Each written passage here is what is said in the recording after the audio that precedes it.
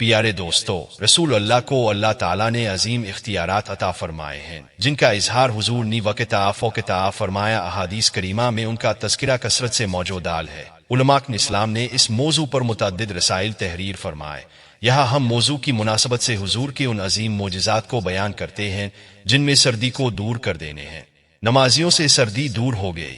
حضرت سینودان اجنر فرماتے ہیں کہ مجھے حضرت بلال نے بتایا کہ میں نے ایک سخت سرد رات میں فجر کی اذان کہی، لیکن مسجد میں کوئی نہ آیا۔ کچھ دیر بعد میں نے پھر اذان دی، مگر اب کی بار بھی کوئی نہ آیا۔ جب رسول اللہ نے یہ ملاحظہ فرمایا تو پوچھا، لوگوں کو کیا ہوا؟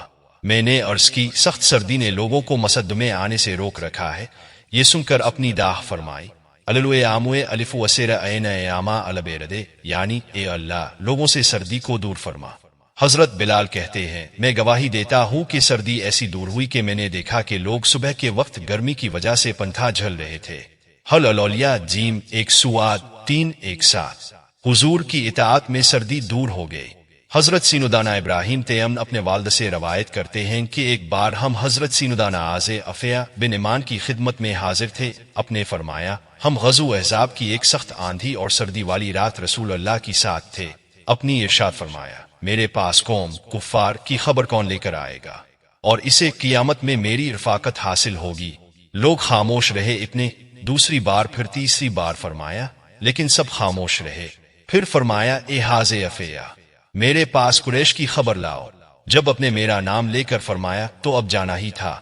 اپنی فرمایا، میرے پاس قوم کفار کی خبر لا، الف ورا نہیں میرے خلاف غصہ نہ دلانا۔ حضرت حاض افیہ فرماتے ہیں، میں اس سخت سردی کے موسم میں چلا تو ایسا لگ رہا تھا جیسا کہ میں حمام میں چل رہا ہوں، یعنی مجھے سردی بالکل نہیں لگ رہی تھی، حتیٰ کہ میں قریش کے پاس پہنچ گیا۔ پھر جب وہاں سے واپس پلٹا تو مجھے یوں محسوس ہو رہا تھا جیسے میں کسی حمام میں چل رہا۔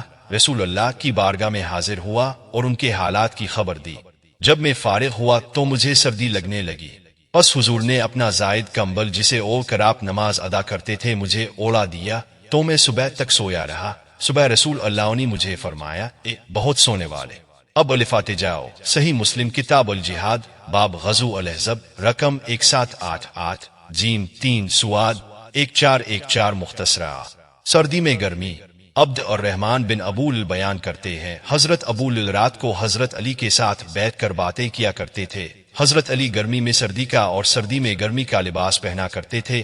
انہوں نے اس بارے میں حضرت علی سے سوال کیا تو اپنے فرمایا، جنگ خیبر کے دن حضور نے میرے پاس پیغام بھجوایا، مجھے عشم چشم تھا، میں نے بارگان رسالت میں حاضر ہو کر عرض کیا، رسول اللہ مجھے عشم چشم ہے۔ حضور نے میری آنکھوں میں اپنا لعاب ڈالا، پھر دعا کی، اے اللہ علی سے سردی اور گرمی دور کر دے۔ حضرت علی نے فرمایا، اس دن کے بعد سے مجھے نہ سردی لگتی ہے اور نہ ہی گرمی۔ سنن ابن ماجہ، رقم 117 جیم 1 سواد 88۔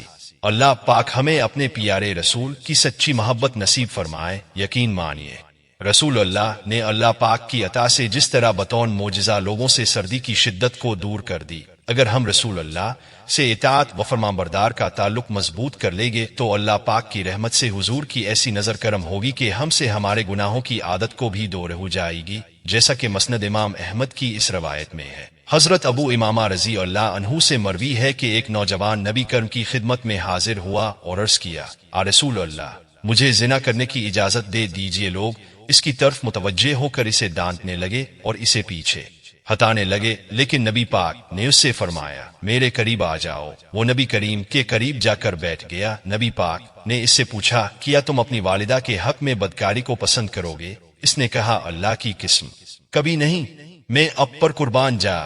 نبی اکرم نے فرمایا، لوگ بھی اسے اپنی ماں کے لیے پسند نہیں کرتے۔ پیرپ نے اسے اس کی بیٹی، بہن، پھوپھی، خالہ کے بارے میں پوچھا۔ اس نے ہر بار یہی کہا کہ اللہ کی قسم کبھی نہیں، میں اب پر قربان جا۔ پھر نبی اکرم نے اپنا دست مبارک اس کے جسم پر رکھا اور دعا کی کہ اے اللہ اس کے گناہ معاف فرما، اس کے دل کو پاک فرما اور اس کی شرمگاہ کی حفاظت فرما۔ راوی کہتے ہیں کہ اس کے بعد اس نوجوان نے کبھی بھی کسی گناہ کی طرف توجہ بھی نہیں کی۔